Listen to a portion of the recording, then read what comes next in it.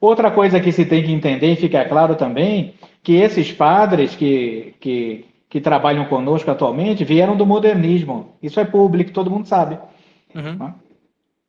Os padres vieram do modernismo. E conosco, no seminário, que começaram a ter contato, né, um pouco com a tradição. O padre Leonardo Roth já havia passado, não é, por outros institutos tradicionais, né, ligados à Fraternidade São Pio X, à Comunidade Ecclesia Dei. Já são. O padre Leonardo Roth já havia passado, não é, por outros institutos tradicionais. O padre Leonardo Roth já havia passado, não é, por outros institutos tradicionais.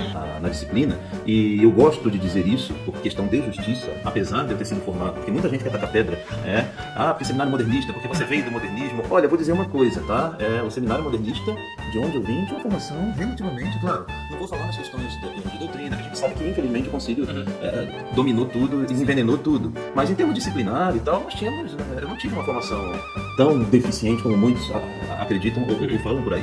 E eu gosto de dizer isso por questão de justiça, que inclusive, eu faço até um desabafo, né? Porque eu sei que muita gente que me conhece aí dessa trajetória pode se questionar, né? Ou até postar por aí pelas redes sociais da vida, né? Mas como que esse padre que conheceu a tradição, que inclusive chegou aí para o seminário da fraternidade, depois voltou para o modernismo? Muita gente pode ficar com essa dúvida. Agora, eu acho o seguinte: em primeiro lugar, que é muito fácil a gente julgar, estando de longe, nunca vi a pessoa, não conheço a história da pessoa, não sei nenhum dos elementos que cercaram a situação, e é muito fácil a gente já chegar assim logo de cara e condenar. Como que esse padre que conheceu a tradição, que inclusive chegou aí para o seminário da fraternidade, depois voltou para o modernismo? Muita gente pode ficar com essa dúvida. Como que esse padre que conheceu a tradição, que inclusive chegou aí para o seminário da fraternidade, depois voltou para o modernismo? Muita gente pode ficar com essa dúvida. O padre Leonardo Roth já havia passado, não é, por outros institutos tradicionais. E aí, olha, padre, se ninguém, o senhor não sabe para onde vai, venha conosco para o seminário, vamos para a fraternidade. Então aí eu fui, falei, me aventurei, comprei uma passagem e fui com eles para o seminário. Assim, na fraternidade eu tenho boas recordações, eu fiquei em Lareira, isso foi no ano de 2011, eu fui muito bem acolhido, Agora, algumas coisas começaram a me deixar com pulgas atrás da orelha, Por questão número 1, eu sabia que eu tinha tido uma formação completamente modernista. E assim, de coração, eu estava disposto a voltar a ser seminarista, Eu falei, se for para aprender a tradição, não me incomoda, não me sentirei humilhado, nem reduzido, eu volto para o banco da sala de aula, estudo tudo de novo, e a resposta que eu obtive foi, não precisa. Não precisa, eu sabia que eu tinha tido uma formação completamente modernista. E a resposta que eu obtive foi, não precisa. Como que eu vou dizer assim, sem poder de ação naquela situação. Sem poder de ação. Na dependência total. Uma certa crise de identidade. Sim. Quem sou eu? Quem é o Padre Contrário? Naquele momento, eu estava morando em Buenos Aires, eu não era do Rio de Janeiro, eu também não tinha sido oficialmente admitido na fraternidade. Quem sou eu? Eu também não tinha sido oficialmente admitido na fraternidade. Quem sou eu? Eu brinquei com o Dom Rodrigo, liguei pro Despedida da Paróquia no dia 6 agora de novembro. E dia 7 liguei pro Dom Rodrigo e falei, pronto, Dom Rodrigo, já estou desempregado. Agora eu vou para a trajetória final, Que agora já na última paróquia que eu estava, como pároco, Que logo no princípio, quando voltei dessa minha caminhada toda aí, de fraternidade, não tomais, etc., logo no princípio, é claro que fui olhado com uma certa desconfiança, Não podemos confiar neste, Então logo de imediato não ganhei paróquia, não, fiquei ainda por 3 anos como capelão de hospitais, Então, ia ao hospital, atendia os enfermos, mas ali no hospital, sem ter uma paróquia, só depois é que eu fui nomeado pároco novamente, E eu até pensei que não ia fazer esse pároco, deu essa graça. Foi um período muito bom, Foram 7 anos na paróquia Nossa Senhora do Bom Sucesso, no bairro do Bom Sucesso, no Rio de Janeiro. Foi um período muito bom, Foram 7 anos na paróquia Nossa Senhora do Bom Sucesso, no bairro. Os sermões falam de tudo, da novela, do não sei o que lá, menos da doutrina. Ou então, sobrenatural. Ou ficam naquele chove não molha, que é aquela água com açúcar, como eu costumo chamar, Jesus te ama, Jesus é bonzinho, não sei o que lá. Uma misericórdia completamente, como eu costumo chamar, misericórdia irresponsável, Uma misericórdia que não exige um comprometimento, não exige conversão, Enfim, como já foi amplamente tratado, inclusive aqui no canal Controvérsia Católica, nos vídeos que foram muito bem feitos sobre a Faustina. Inclusive trabalhei esses vídeos lá na paróquia. Eu nem conversei com o senhor, nem pedi sua licença nem nada. Mas é porque eu peguei. Porque muitas pessoas ali, a paróquia, tinha muitas pessoas de mais idade que não têm acesso, assim, facilidade de acesso à internet. Sabe o que eu fiz? Peguei os seus vídeos, fiz um compilado, acrescentei alguns comentários meus e fiz uma mini apostila e cheguei a distribuir. Porque é muito comum oração do texto da misericórdia, usar o quadrinho da misericórdia. Estava tudo tão bem, estava tudo tão bem, entre aspas, então o que levou? Estava tudo mais ou menos bem, né? Mas aí então houve um acontecimento que foi o grande divisor de águas, que aconteceu no dia 16 de julho de Nossa Senhora do Carmo. Novamente Nossa Senhora. Quando o senhor dignidíssimo Jorge Mário Bergoglio resolve fazer a tradição dos custódios. Alguma coisa de errado não está certo aqui, né? E aí veio tradição dos custódios, né? Isso. Não é possível. Eu falei, não é possível, né? Aí eu falei, não, o que está acontecendo? Aí, foi por essa ocasião que eu comecei a ver os vídeos de frente à água. Com as declarações de Monsenhor Viganò, aquilo me chamou a atenção, né? Comecei a ver os vídeos e tal, e falei, olha, Bem posteriormente à publicação dos vídeos, Foi bem, mas assim, eu comecei a me interessar pelo assunto. E através, ele sabe que o YouTube ele acaba sugerindo, né? Vídeos, você assiste um determinado assunto, o YouTube diz, tal e tal outro assunto também pode te interessar. Ou se você assistiu esse canal, esse outro aqui pode te interessar. E o próprio YouTube me sugeriu controvérsia católica, né? Aí eu parei no controvérsia católica, né? Aí comecei a ouvir, né, os vídeos às vezes eu estava lá em casa, não tinha.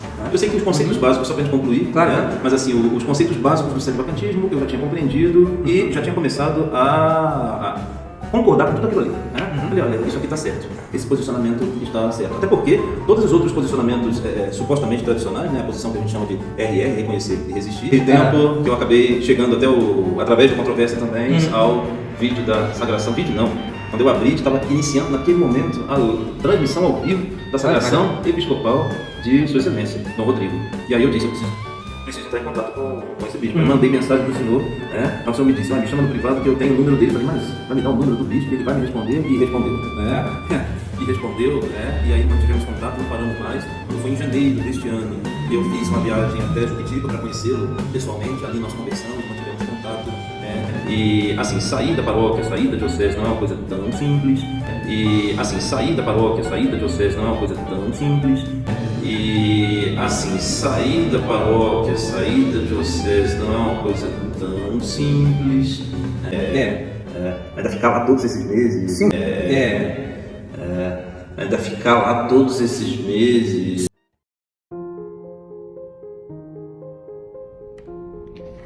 Salve Maria, bom dia a todo o povo católico da terra de Santa Cruz. Esse aqui é a continuação de uma aula sobre direito canônico. Então agora nós vamos para o cânone 2322, que diz lá, aquele que simula missa ao ouvir confissão incorre ipso facto em excomunhão. E essa comunhão só quem pode retirar é a sé apostólica. Para você ver, isso aqui para nós serve para saber a gravidade desse delito.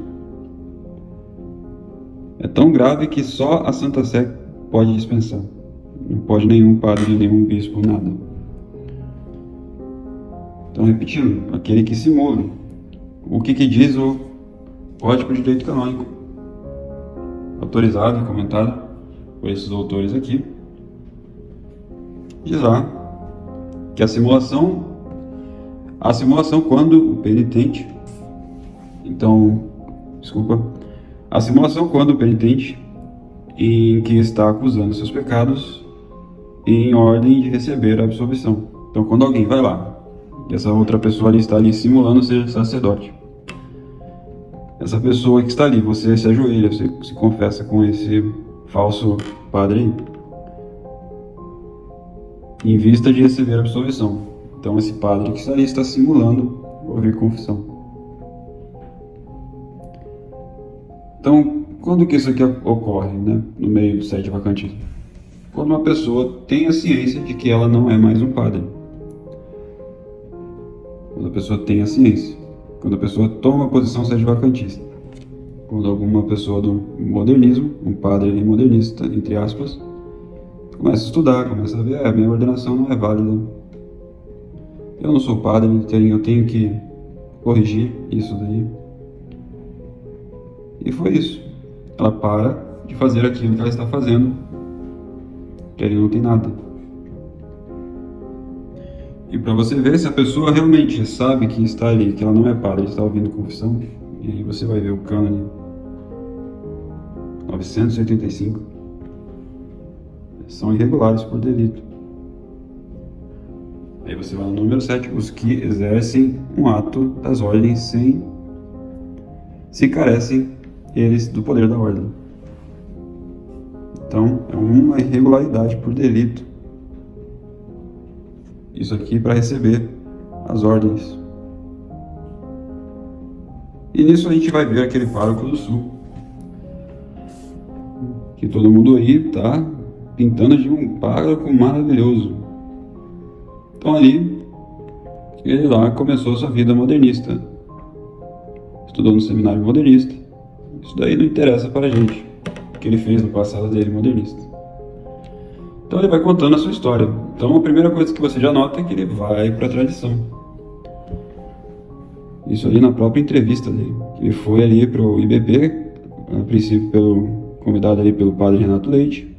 Na época quem estava abrindo o IBP aqui era Montfort, com o professor Fedeli, isso lá em 2008. Isso aqui ele mesmo contando.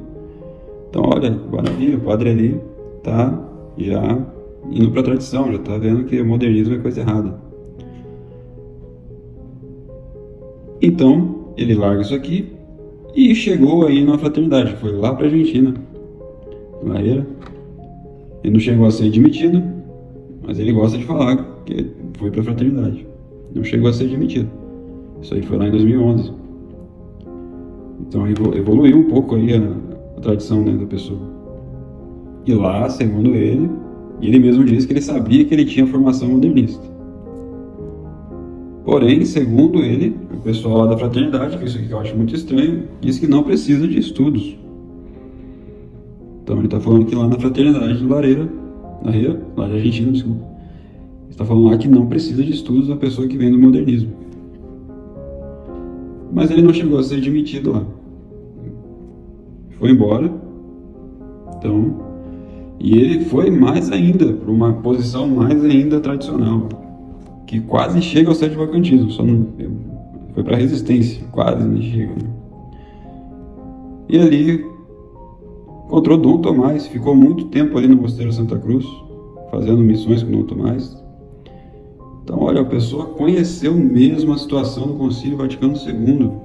Impossível você falar que não. Impossível, para chegar aí para a resistência.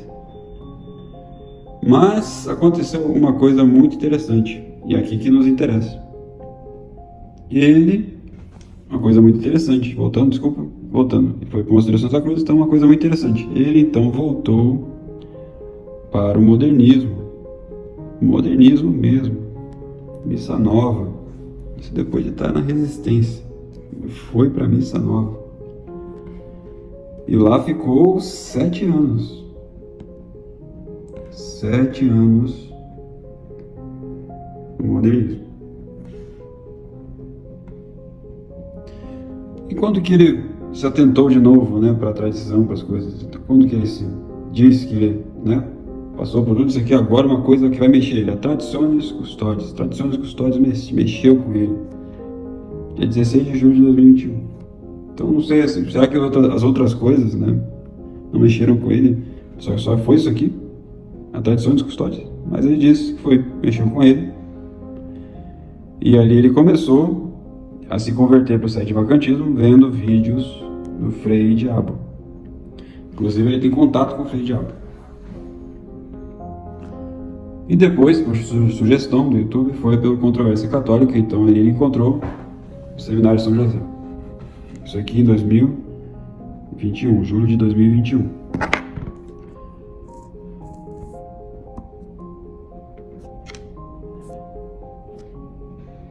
E ele mesmo disse que já estava com a posição sede-vacantista.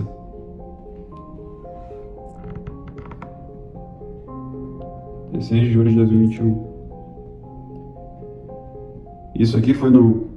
Isso aí se fez, né? Ficou mais firme no dia da sagração de Dom Rodrigo. Que coisa, né? No dia da sagração ele ficou com a posição mais forte ainda de sede-vacantista. Temos um bispo agora, que foi no dia 29 de agosto de 2021. Então, aqui, essa data aqui é importantíssima. Essa data aqui é importantíssima para nós católicos, para a nossa doutrina católica, pela nossa exposição aqui. Impressionante. 29 de agosto de 2021. Estava já na posição sede vacantista, já estava vendo os vídeos do Controvérsia, inclusive estava mostrando para os seus párocos, segundo ele mesmo conta, um sede vacantista no Novo Zordo, um cripto sede vacantista. E em janeiro de 2022 ele foi conhecer Juquitiba. E aí então que vem a famosa frase: mas sair da paróquia não é tão simples. Eu não sei, porque o Padre Ângelo foi simples. Ele teve uma crise ali, né? Crise entre aspas, despertou, né? Viu que não estava fazendo a coisa certa, a missa, e foi procurar as coisas. Foi para a resistência, foi para a fraternidade, foi procurando. E não ficou lá. Ele não conseguia mais ficar lá. Mas ele ficou lá, no Novo Zordo, de janeiro de 2022, ou pior, de 2021, até 6 de novembro de 2022. 6 de novembro de 2022. Foi quando ele saiu da paróquia. Então ele ficou lá sendo cripto sede vacantista por mais ou menos 1 ano e 11 meses.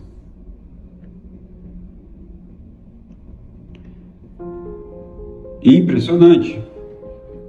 1 ano, vamos supor que aqui conheceu o Dom Rodrigo Juquitiba. Ele ficou ali então 11 meses quase no Novo Zordo, na paróquia. Porque não é tão simples sair do erro, da heresia, jamais, né? Não é tão simples. E o que ele fazia lá? Sabendo que ele não era um padre válido, ilícito, nem era padre, era um leigo. O que ele fazia lá? Nesse lugar? Missa tridentina, missa nova, mas ele também fazia confissão das pessoas, mesmo sabendo ele não ser padre. E ele só foi ordenado nesse dia aqui. Que isso aqui ainda é uma história que a gente não... ele mesmo diz, que ele foi ordenado sob condição. Que para ele, o seu sacerdócio é um sacerdócio válido. Então presta atenção, ele fala que o Novo Zordo é válido a ordenação sacerdotal. Então para ele, foi sob condição. Ele diz isso. Ele não era nada e fazia confissão das pessoas.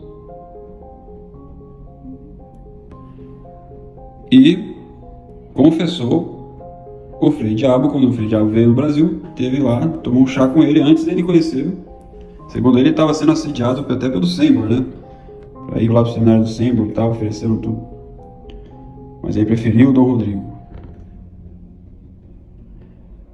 E o Frei Diabo também tentou arrastar ele para a turma do Carmelo.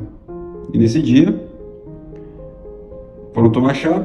Ele inclusive tem uma casula do Frei Diabo, que ele fez mesmo, manual, e deu para ele de presente.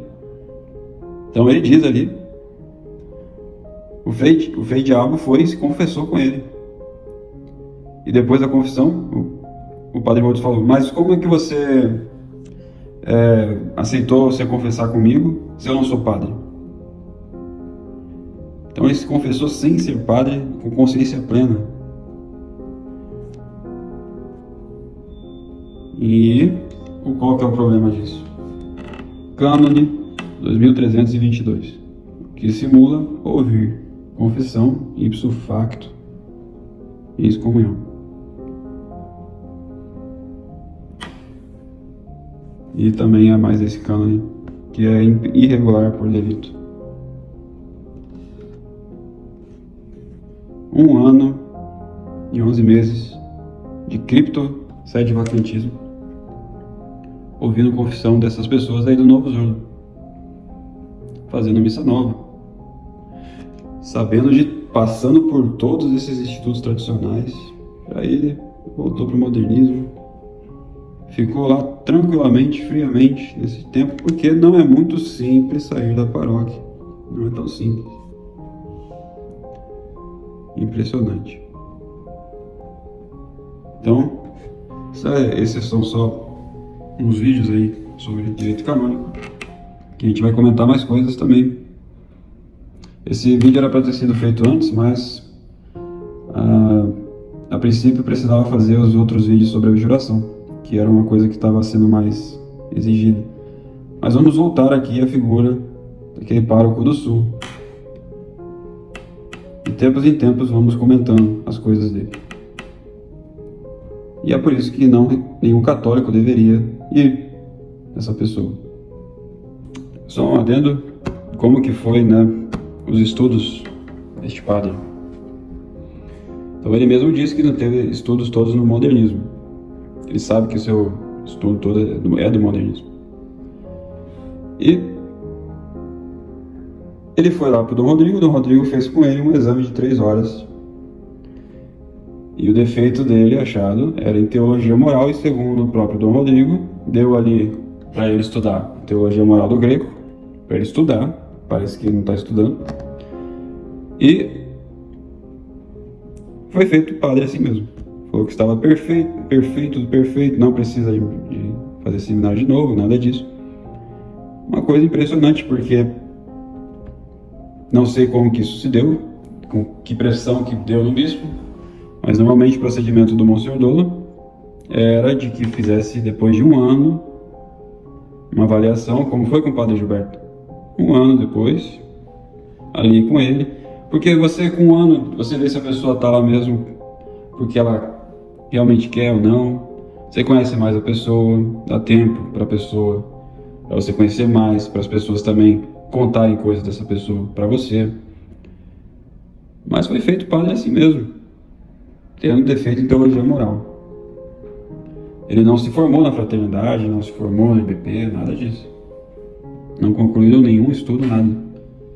E para piorar, ficou ele depois 7 anos no modernismo. Outro exemplo, Dom Rodrigo ordenou recentemente Diego Fuentes. Ninguém sabe de onde esse rapaz veio, da onde que ele é uma coisa impressionante. Seria interessante o Dom Rodrigo nos apresentar esse reverendo aí que ele ordenou. Fazer um vídeo, como ele fez com todos, né? Com o Dom Altamiro, com o Dom Juan, com todos, fazer documentos e tal. Por que eu com esse Diego Fuentes? Esse Diego Fuentes eu não sei o que aconteceu. Uma ordenação assim, surpresa. Ninguém sabe, o pessoal está falando que ele veio do Instituto Verbo Encarnado. Onde que ele fez estudos. Ali na missa a gente vê que não é uma coisa assim, parece que ele está fazendo a primeira vez. Não conheço a pessoa dele, não sei se é gente boa ou não. Ninguém sabe nada disso. É impressionante. Dom Rodrigo fez um padre estilo Dom Williamson, né? Quase escondidas. É outra situação que a gente fica assim, o que aconteceu com o Dom Rodrigo, que seguia em tudo o que seguia Monsenhor Dolo? Será que Monsenhor Dolo ia fazer isso? Uma pessoa assim? Ou outra pessoa assim? Será? Enfim, quem é esse reverendo Diego também? Vocês vão nesse padre feito por Dom Rodrigo? Eu não conheço nada dele. Dom Rodrigo não falou nada dele. Não tem nada dele, não tem entrevista. Bom, se for mais um modernista, Dom Rodrigo está ficando com uma fama criada por ele mesmo, que não é tão boa. O sede vacantista mais raiz, mais radical, que ordena padres modernistas. Do dia para a noite. Tudo isso vai pesar. Cada pessoa que põe essa mão é responsável. Quem é esse Diego Fuentes? Queríamos saber. Bom, é isso. Não tenho muito o que falar dessa pessoa aqui, a não ser que ele veio do modernismo. E ninguém sabia que ia ser ordenado. Foi lá, um belo dia ordenado. Então é isso. Salve Maria. Bom dia a todo o povo católico da Terra Santa Cruz.